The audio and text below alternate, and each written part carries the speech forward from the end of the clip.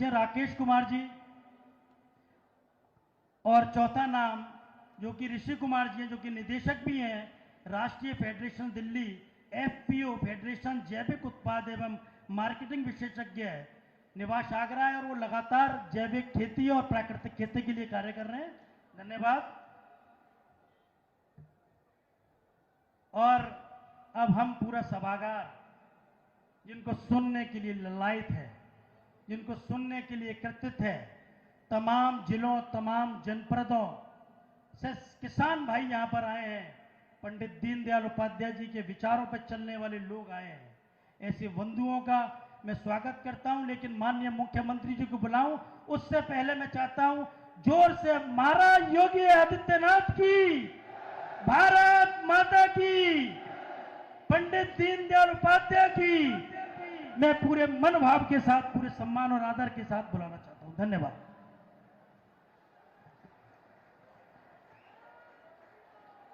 बोले बांके बिहारी लाल की, यमुना मैया की, राधा रानी की, भारत माता की, भारत माता की, गौ माता की, गौ माता की। अंत्योदय के प्रणेता, महान चिंतक, विचारक और भारतीय राष्ट्रीयता के लिए जिनका पूरा जीवन समर्पित था, ऐसे महामानव पंडित दीनदयाल उपाध्याय जी के आज भारतीय पंचांग तिथि के अनुसार पावन जयंती का कार्यक्रम प्रारंभ हो रहा है। इस अवसर पर उपस्थित किसान गोष्ठी कार्यक्रम में मंच पर उपस्थित प्रदेश सरकार में मेरे सहयोगी मंत्री चौधरी लक्ष्मी नारायण जी, लोकप्रिय सांसद और भारत की कला को जिन्होंने अपने अभिनय के माध्यम से एक वैश्विक स्तर पर अलग पहचान दी और ब्रज क्षेत्र के प्रति जिनका विशेष अनुराग है, ऐसी सम्माननीय श्रीमती हेमा मालिनी जी, अध्यक्ष गौ उद्योग केंद्र महेश चंद्र गुप्ता जी, अध्यक्ष स्मारक समिति श्री मधुसूदन दादू जी, अध्यक्ष मेला समिति श्री सोहनलाल जी, ग्राम प्रधान श्रीमती सविता जी, प्रगतिशील किसान श्री दीपचंद जी, आयोजन समिति के सभी पदाधिकारीगण, इस संपूर्ण कार्यक्रम के प्रेरक राष्ट्रीय स्वयंसेवक संघ के क्षेत्र प्रचारक माननीय महेंद्र जी, प्रांत प्रचारक और अन्य हमारे सभी वरिष्ठ पदाधिकारीगण, माननीय जनप्रतिनिधिगण,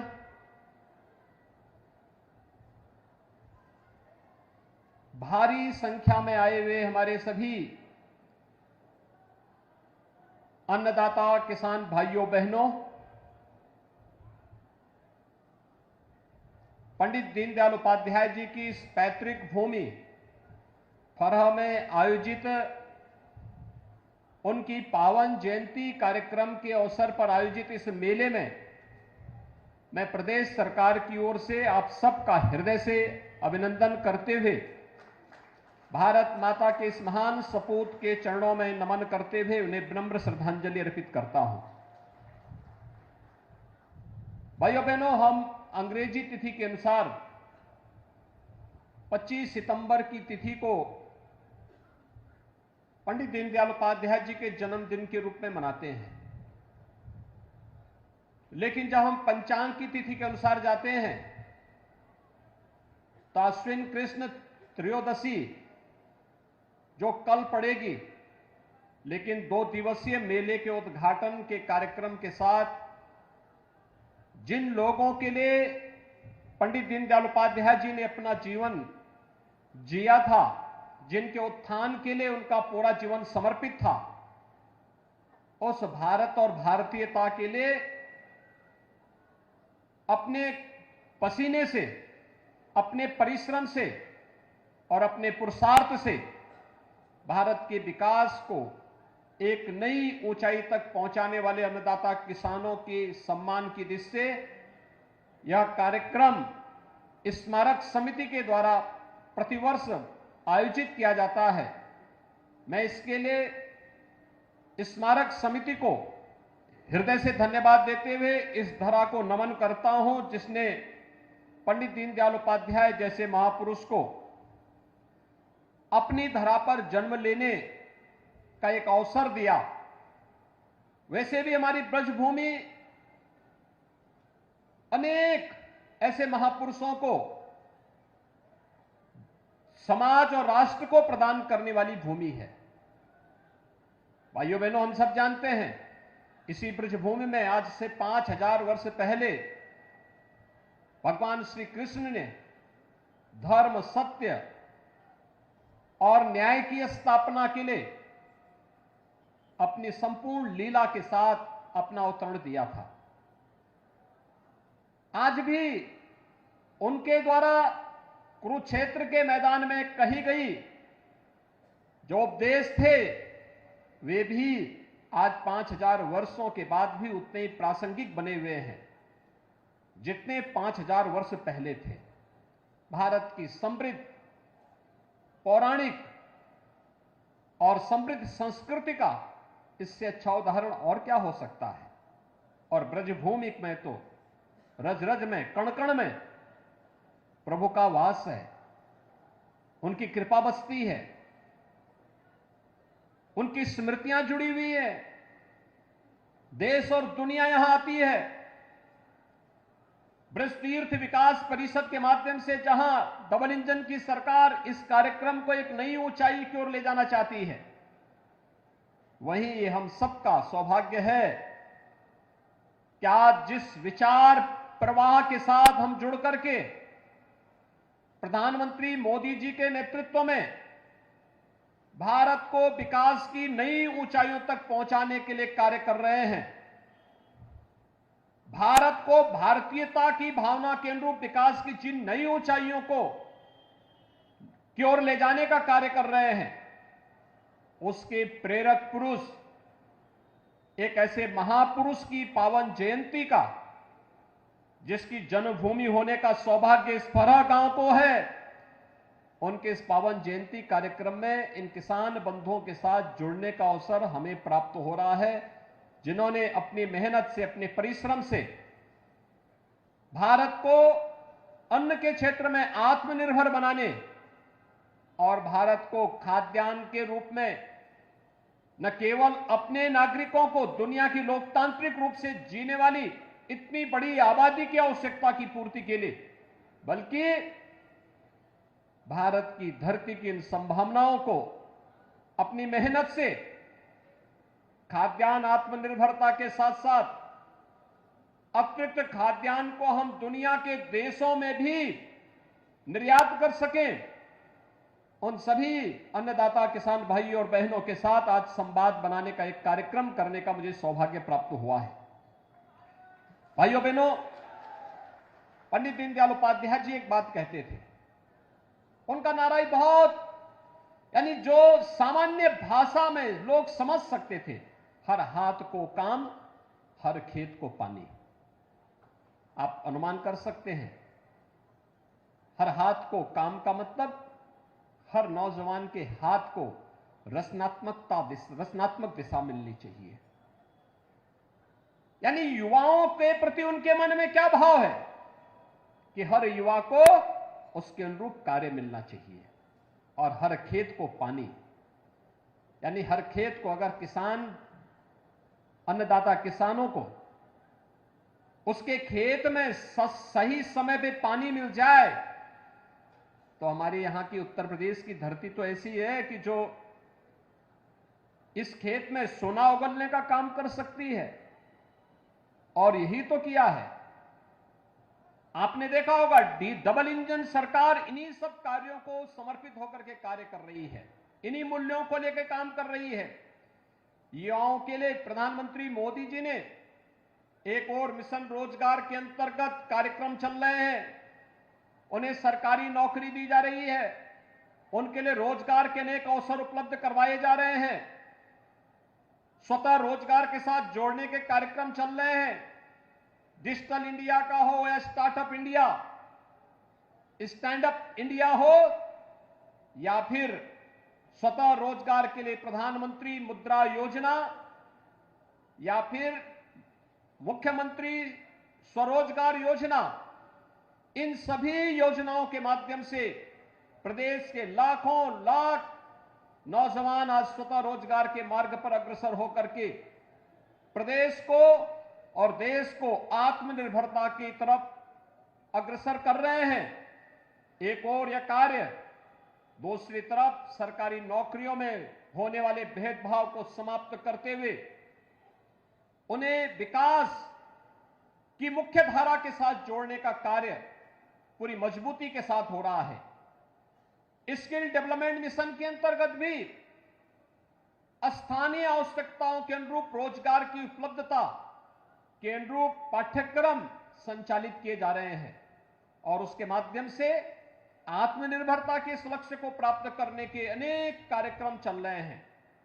भाइयों बहनों, एक और जहां युवाओं के लिए अनेक कार्यक्रम, राष्ट्रीय शिक्षा नीति 2020 उसी का एक उदाहरण है। वह कार्यक्रम भी अनेक प्रकार से उपयोगी साबित होने जा रहा है और फिर से भारत को विश्व गुरु के रूप में स्थापित करने का प्रधानमंत्री मोदी जी के विजन का एक माध्यम बनने वाला है। और राष्ट्रीय शिक्षा नीति के साथ भारत का यह जुड़ाव उसी सपने को साकार करने के लिए है जो कभी पंडित दीनदयाल उपाध्याय जी ने देखा था। अन्नदाता किसानों के लिए याद करिए, हम हर व्यक्ति के स्वास्थ्य के परीक्षण की बात तो करते हैं। उत्तम स्वास्थ्य और आरोग्यता प्राप्त करना हर नागरिक का अधिकार होना चाहिए, लेकिन जो धरती माता हमें पेट भरने के लिए अन्न उत्पन्न करती देती है, उस धरती माता के स्वास्थ्य की चिंता आजादी के बाद कभी नहीं हो पाई। पहली बार 2014 में मोदी जी के प्रधानमंत्री बनने के बाद सॉयल हेल्थ कार्ड की व्यवस्था हुई कि जिस धरती माता से, जिस धरती को हम मां कहते हैं, उस धरती माता के स्वास्थ्य का परीक्षण भी होना चाहिए और सॉयल हेल्थ कार्ड की व्यवस्था पूरे देश के अंदर लागू किया गया। प्रधानमंत्री फसल बीमा योजना, इसके माध्यम से भी किसानों को जोड़ने का प्रयास हुआ।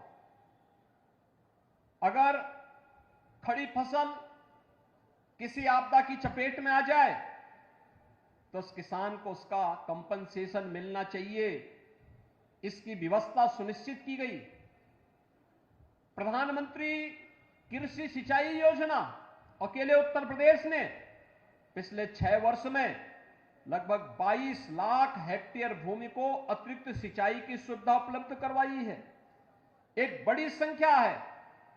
और याद करिए, उत्तर प्रदेश में सरकार आते ही सबसे पहला कार्य सरकार ने किया था, डबल इंजन की सरकार ने सबसे पहला कार्य किया था लघु और सीमांत किसानों का 1 लाख रुपए तक का ऋण माफी के कार्यक्रम को आगे बढ़ाना। यह उसी श्रृंखला का हिस्सा था कि हमारा अन्नदाता किसान आत्महत्या न करे। उनके लिए अनेक कार्यक्रम चलाए गए। एमएसपी, लागत का 1.5 गुना दाम मिले, आजादी के बाद पहली बार यह प्रभावी ढंग से लागू हो पाया तो हमारे अन्नदाता किसानों का सम्मान बना रहे, इसके लिए प्रधानमंत्री किसान सम्मान निधि, उत्तर प्रदेश के अंदर 2,62,00,000 किसान अब तक प्रधानमंत्री किसान सम्मान निधि के माध्यम से 60,000 करोड़ रुपए से अधिक की राशि सीधे डीबीटी के माध्यम से उन अन्नदाता किसानों के खाते में जा चुका है। साल भर में हर किसान के खाते में 6,000 रुपए की राशि 3 किस्तों में उनके खाते में स्वतः पहुंच रही है। एक प्रक्रिया, किसान खुशहाल होगा तो देश खुशहाल होगा। और यही तो बात कही थी पंडित दीनदयाल उपाध्याय जी ने कि आर्थिक समृद्धि का मापन आर्थिक रूप से समृद्धि की ऊंचाई पर पहुंचे हुए व्यक्ति से नहीं, बल्कि सबसे नीचे पायदान पर बैठे हुए एक व्यक्ति से की जानी चाहिए। और भारत को समृद्धि के पथ पर अग्रसर करने के लिए प्रधानमंत्री जी ने माध्यम बनाया। गांव को, गरीब को, किसान को, नौजवान को, महिलाओं को, समाज के उस वंचित तबके को जो अब तक योजनाओं से किन्हीं कारणों से वंचित था। भाइयों बहनों, अपने पूर्वजों के प्रति हम इस पूरे पक्ष में पितरों के प्रति तर्पण का कार्यक्रम, श्राद्ध का कार्यक्रम करते हैं। दुनिया के अंदर अन्यत्र ये देखने को नहीं मिलता होगा, लेकिन सनातन धर्म की परंपरा में होता है कि हम इस पक्ष में अपने पूर्वजों के प्रति कृतज्ञता ज्ञापित करने के लिए उन्हें तर्पण देते हैं। इसका माध्यम कृतज्ञता ज्ञापित करने का एक माध्यम है, लेकिन उनके आदर्शों को अपने जीवन में अंगीकार करना और उसको व्यवहारिक धरातल पर उतार करके उनके सपनों को साकार करना, यह भी कृतज्ञता का एक सशक्त माध्यम है। और आज डबल इंजन की सरकार उसी कृतज्ञता को ज्ञापन करने का एक माध्यम इस रूप में आगे बढ़ाने का कार्य कर रही है। भाइयों बहनों, आपने देखा होगा सरकार ने अनेक कदम उठाए हैं। अब तक 2,17,000 करोड़ रुपए का गन्ना किसानों के गन्ना मूल्य का जहां भुगतान हुआ है, वहीं इसी मथुरा जनपद में छाता चीनी मिल के पुनरुद्धार के कार्यक्रम को भी सरकार तेजी के साथ आगे बढ़ाने जा रही है। इस कार्यक्रम को हम लोगों ने अपने हाथों में लेकर के इस कार्यक्रम को हम आगे बढ़ा रहे हैं। मथुरा, वृंदावन, बरसाना, गोकुल, नंदगांव आदि पवित्र स्थलों को तीर्थ क्षेत्र के रूप में विकसित करने की कार्रवाई युद्ध स्तर पर बढ़ रही है। निवेश की नई संभावनाओं को आगे बढ़ाया जा रहा है। कोसी कला में फूड प्रोसेसिंग का एक बड़ा केंद्र गत वर्ष स्थापित हो गया और अभी आलू प्रोसेसिंग का भी एक नया सेंटर आगरा में स्थापित होने जा रहा है। ये सभी इन किसानों के लिए जीवन में व्यापक परिवर्तन के माध्यम बनने जा रहे हैं। भाइयों बहनों, आज हम सब अपने अन्नदाता किसानों की समृद्धि के लिए पूरी तत्परता के साथ कार्य करते हुए इस अभियान को आगे बढ़ाने के लिए कृत संकल्पित हैं। मुझे बहुत अच्छा लगा, अभी मैं यहां पर, मेरा सौभाग्य है, मुझे इससे पहले भी कई बार दीनदयाल धाम में आने का सौभाग्य प्राप्त हुआ और मैंने यहां पर देखा है। आज भी देख के मन कितना प्रसन्न हुआ, देख करके कैसे हम एक अधिक यानी कैसे हम लोग गांव को आत्मनिर्भरता की ओर अग्रसर कर सकते हैं, ग्राम स्वराज की परिकल्पना को कैसे साकार किया जा सकता है, उसका एक आदर्श उदाहरण दीनदयाल धाम है। आप वहां पर आए हैं, इतनी बड़ी संख्या में किसान बंधु आए हैं, आप देखिए कैसे वर्कशॉप चलते हैं, आयुर्वेद की दवाओं को, गौ आधारित कृषि को, गौ से बनने वाले, गौमय से बनने वाली तमाम प्रकार की औषधियों का निर्माण कैसे होता है। यहां की वर्कशॉप को थोड़ा जाकर के देखिए किस तरीके से यहां पे कार्य हो रहा है और कितनी उत्तम क्वालिटी की आयुर्वेद की, आयुष की दवाओं को यहां उत्पादन हो रहा है। यह एक उदाहरण यह धाम यहां पे प्रस्तुत कर रहा है। तो गौ अनुसंधान केंद्र को एक नए सिरे से प्रस्तुत करके गौ माता के प्रति जो भारत की सनातन परंपरा रही है, एक और हम गौ को मां कहते हैं और दूसरी तरफ सड़कों पे छोड़ देते हैं, लेकिन इस चुनौती को स्वीकार किया है इस धाम ने कि नहीं, अगर गौ माता है और भारतीय परंपरा कहती है, हमारे शास्त्र कहते हैं, सर्वे देवा स्थिता देहे सर्वदेव मही ही गो, अगर सभी देवी देवताओं का निवास इस गौ माता में है तो इसके संरक्षण का कार्य भी और इसके संवर्धन का दायित्व भी हम उठाएंगे और इसके लिए अनुसंधान केंद्र खोल करके नस्ल को सुधार के साथ साथ गौ माता के एक एक उत्पाद से कैसे हम उपयोगी बना सकते हैं समाज को और उसके माध्यम से हर किसान को कैसे आत्मनिर्भर बना सकते हैं, इस कार्यक्रम का दायित्व भी इन्होंने लिया है।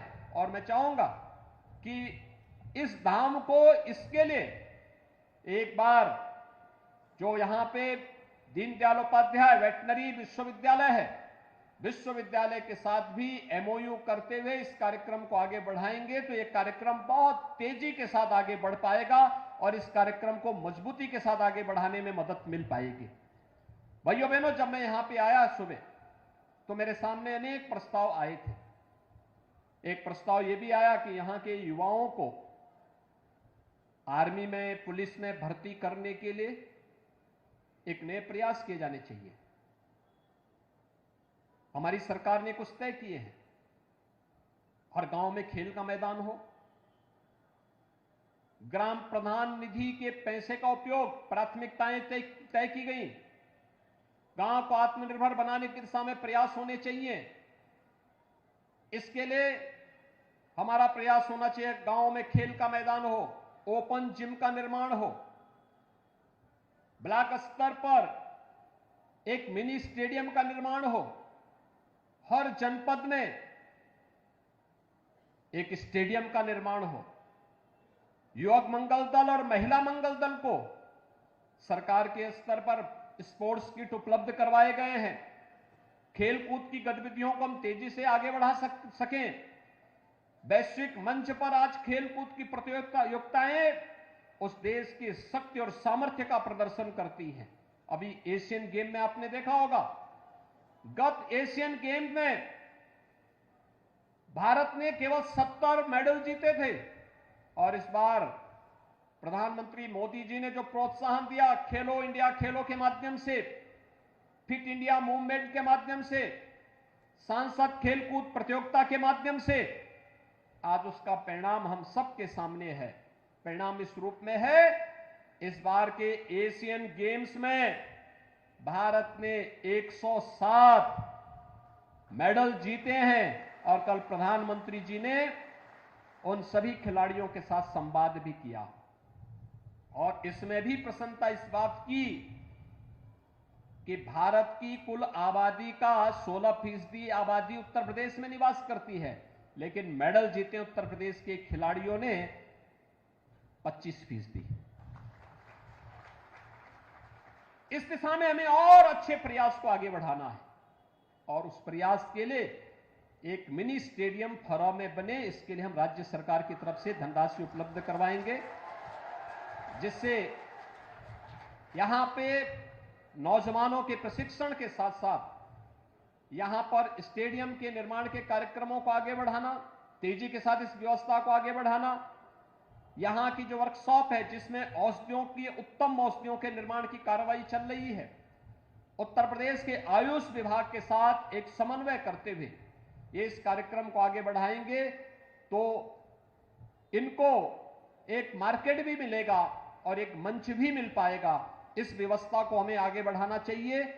मुझे विश्वास है, आज यहां पर मैंने देखा है कितनी बड़ी संख्या में बहनें यहां पर सिलाई कढ़ाई के कार्य के साथ जुड़ी हुई हैं। आज हम बहुत सारे कार्यक्रमों को आगे बढ़ाने का कार्य कर रहे हैं। आपके आगरा में फ्लैटेड फैक्ट्री बन रही है, रेडीमेड गारमेंट का एक महत्वपूर्ण हम पड़ाव बना सकते हैं।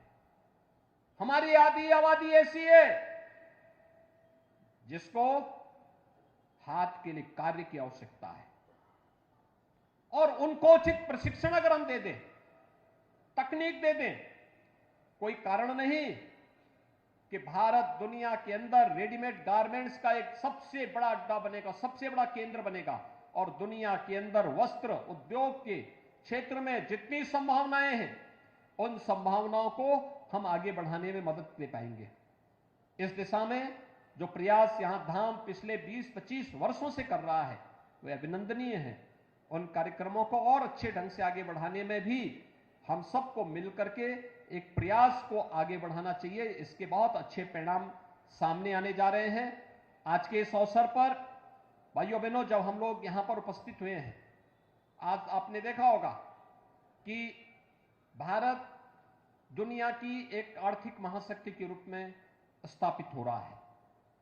अनेक उपलब्धियां भारत के साथ जुड़ती जा रही हैं। एशियन गेम्स में 107 मेडल भारत ने जीते। उससे पहले नारी बंधन अधिनियम भी पारित हुआ है भारत की संसद से। भारत की संसद में, विधानसभाओं में 33% सीटें महिलाओं के लिए आरक्षित हों, नारी शक्ति के लिए आरक्षित हों। यह देश की संसद ने इस प्रकार का अधिनियम पारित किया है और यह प्रभावी ढंग से लागू हो सके, इसके लिए अनेक कार्यक्रम चल रहे हैं। हम सबको प्रधानमंत्री मोदी जी के प्रति इसके लिए आभार व्यक्त करना चाहिए कि इसके माध्यम से नारी गरिमा का सम्मान उन्होंने पहले भी उज्ज्वला योजना के माध्यम से जहां इस कार्यक्रम को आगे बढ़ाया है, देश के अंदर 10 करोड़ से अधिक महिलाओं को रसोई गैस के फ्री में कनेक्शन उपलब्ध हुए। 12 करोड़ से अधिक घरों में एक एक टॉयलेट बन गया। पीएम स्वामित्व योजना के माध्यम से घरौनी वितरण में लोगों को जिस जमीन पर मकान है उस जमीन का स्वामित्व भी मिल गया और इनमें ज्यादातर स्वामित्व महिलाओं को प्राप्त हुआ है। इसी प्रकार से 55 लाख गरीबों को एक एक आवास प्रदेश में मिला है। प्रदेश के अंदर 6 करोड़ लोगों को हम स्वास्थ्य बीमा का 5 लाख रुपए सालाना स्वास्थ्य बीमा का कवर भी दे रहे हैं। ये ऐसे अनेक कार्यक्रम हैं जो रचनात्मकता को तो आगे बढ़ाने का कार्य कर ही रहे हैं, लेकिन साथ साथ एक और बात जो हम सबके सामने है, सामान्य दिनों में लोग घोषणा करते हैं। आपने देखा होगा 4-5 राज्यों के चुनाव होने जा रहे हैं और विपक्षी दलों में ऐसी भगदड़ मची हुई है। चुनाव आते हैं तो इनको तब लोक कल्याण याद आता है, तब गरीब कल्याण याद आता है, तब जातियां याद आती हैं। 4-4.5 वर्षीय लोग चुपचाप सोए रहते हैं, लेकिन प्रधानमंत्री मोदी जी ने तो ये सभी कार्य समयबद्ध तरीके से पूरे देश के अंदर बिना भेदभाव के सभी लोगों तक उपलब्ध कराने का कार्य किया है। मजबूती के साथ उस कार्यक्रम को आगे बढ़ाया है और आज उन्हीं कार्यक्रमों की श्रृंखला को आगे बढ़ाते हुए दुनिया के मानवता के सामने सबसे बड़ा संकट आया था कोरोना कालखंड। जब कोरोना ने दस्तक दी थी, ऐसा लगता था जैसे मानवीय सभ्यता ही समाप्त हो जाएगी। भाइयों बहनों, कोरोना कालखंड में देश की लीडरशिप की ओर से प्रधानमंत्री जी ने जिस प्रकार का यशस्वी नेतृत्व दिया था वह किसी से छुपा हुआ नहीं है। हर व्यक्ति को उसकी आवश्यकता के अनुरूप लॉकडाउन के बावजूद उन सभी समस्याओं का समाधान करने का प्रयास किया था जो उसके सामने तात्कालिक रूप से आ रही थी। फ्री में टेस्ट, फ्री में उपचार, फ्री में वैक्सीन और देश के अंदर 80 करोड़ लोगों को फ्री में राशन की सुविधा भी आज भी चल रही है। आज भी व्यवस्था सबको प्राप्त हो रही है। भाइयों बहनों, वैक्सीन भी फ्री में 220 करोड़ वैक्सीन की डोजेज भारत के नागरिकों को फ्री में मिली और दुनिया के अंदर भारत ने अपने सामर्थ्य का परिचय दिया। दुनिया का सबसे प्रभावी वैक्सीन भी भारत ने बनाया है। यह भारत के नए भारत के सामर्थ्य को प्रदर्शित करता है और नए भारत के सामर्थ्य के साथ हम सबको जुड़ना चाहिए। पंडित दीनदयाल उपाध्याय जी की कृपा, उनका आशीर्वाद है, बांके बिहारी की कृपा है, राधे रानी का आशीर्वाद है हम सबके साथ में, यमुना मैया का आशीर्वाद भी हम सबके साथ में है। हमें सफलता अवश्य प्राप्त होनी है, इसमें कोई संदेह नहीं होना चाहिए।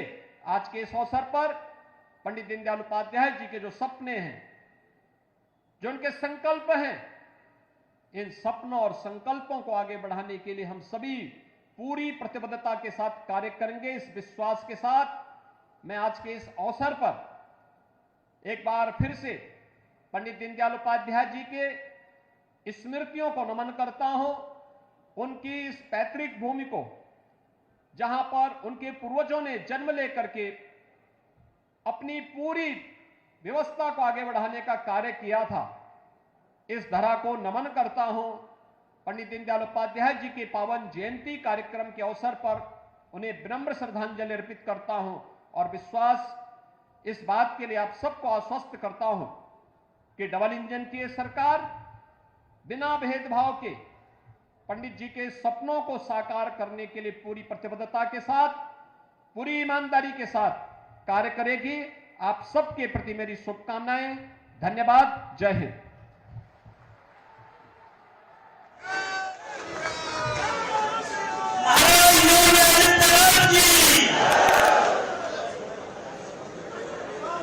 अभी हमने माननीय आदित्यनाथ जी के उद्बोधन को सुना। उन्होंने कहा यज्जाग्रतो दूरम दैति दैवम तदु सुप्तस्य तथैवैति दूरम गमन ज्योतिषाम ज्योतिरेकम तन्मे मनः शिव संकल्पमस्तु। हम सभी ये संकल्प लेंगे।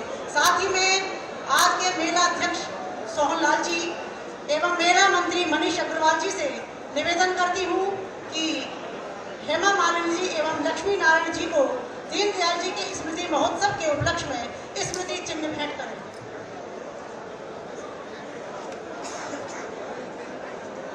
इसी के साथ ही स्मृति चिन्ह भेंट करने के पश्चात धन्यवाद एवं आभार प्रदर्शन हेतु नरेंद्र पाठक जी से विनम्र निवेदन करूंगी कि वे आकर के आभार एवं प्रदर्शन करेंगे। श्रीमान नरेंद्र पाठक जी।